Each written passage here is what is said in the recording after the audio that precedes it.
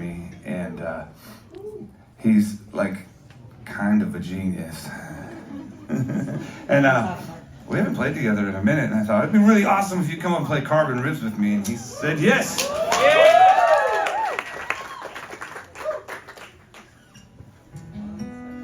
It was okay. I think of more nice stuff to say about James while he tuned.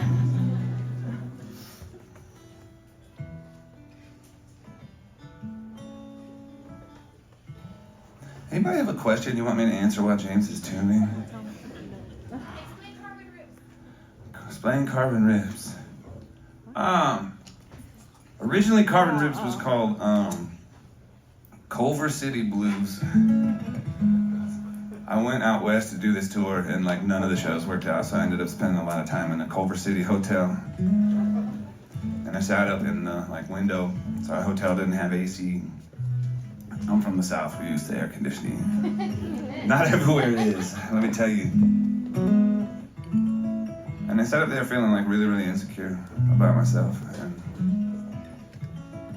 I sang something about Culver City Blues and Santa Monica. And, I didn't like that very much, so I changed it to Carbon Ribs. But the 1,000 Pairs of Fiery Eyes is really what it looked like the first time I was on the West Coast traveling, as we were coming out of LA, and I was like, there's more people than I've ever seen in my entire life, and they all have a car. And it just looked like a snake winding back in to Los Angeles. And I wrote that line, and then it just kind of unraveled from there. I don't know, James, what is Carbon Ribs about? Mephibosheth. It also is about Mephibosheth. Mephibosheth, if you know the story, and you may not, if he had not a better name, if he had a more marketable name, he'd be in like all the kids' Bible stories, because it's such a beautiful story. But his legs were broken when he was a child, when the regime change happened. He was the son of a king, and there's a regime change, and his legs were broken. And so he lived in utter poverty for most of his life. And King David was sitting on the throne, and he was thinking, I miss Jonathan, my old friend, and Jonathan's gone.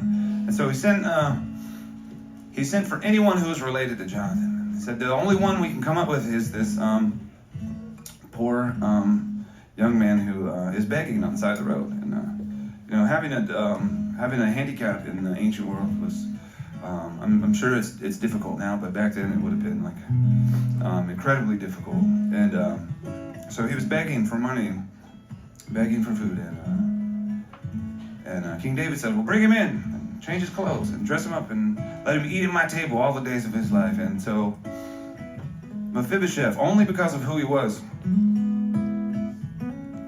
not because of what he could do, he was able to sit and eat at the king's table. And when he slid up to the table, like all the beautiful, wonderful men and women of the court, he was no different than any of them. No one could see his legs, and it didn't matter, and he got to eat what they ate because of who his father was. And I guess maybe at that point I felt really insecure, and maybe this thing I want to do with my life is never going to happen, and maybe I wasn't any good. I thought about Mephibosheth, and I thought maybe it doesn't matter. Maybe I'm not singing to get anywhere. Maybe I'm singing because of who my father is. And that's kind of what that's about. Thanks for asking. I didn't mean to go so long.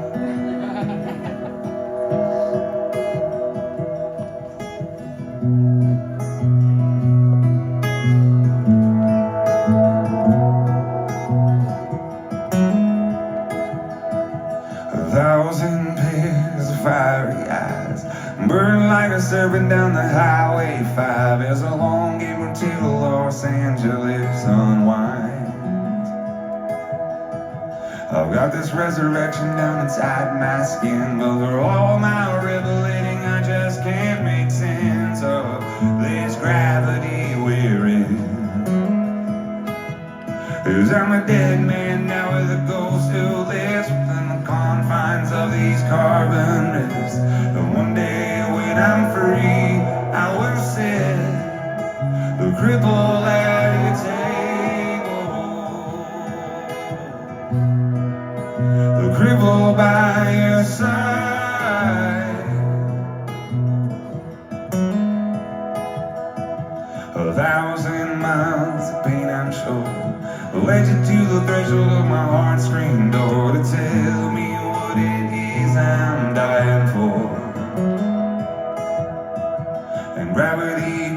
like old gold rain to lead me to the rope again. But someone is standing in my place,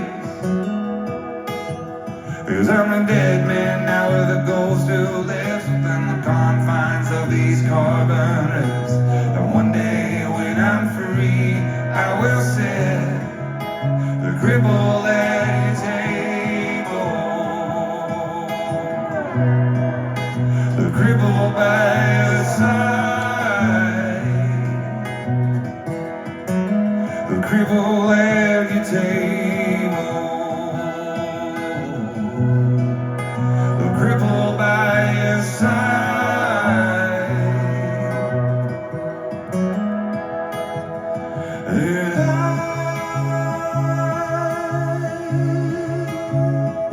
I'm sitting beside you,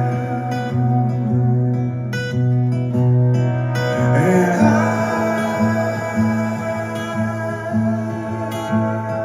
I'm sitting beside you, and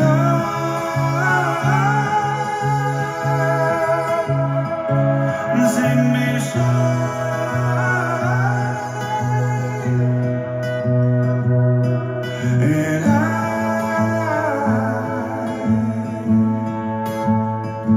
sitting beside you.